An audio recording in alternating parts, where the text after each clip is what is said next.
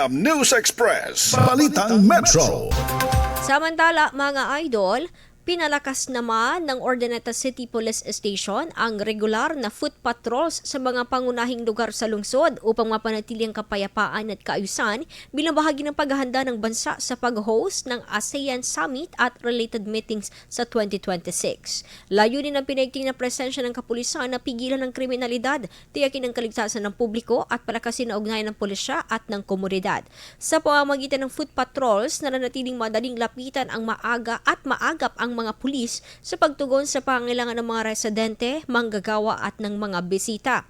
Patuloy namang nakikipag-ugnayan ang Urdaneta City Police Station sa iba't ibang sektor at stakeholder upang masiguro ang isang ligtas, mapayapa at maayos na kapaligiran bilang suporta sa matagumpay na pagdaraos ng ASEAN Summit 2026. IFM News. IFM News. IFM News.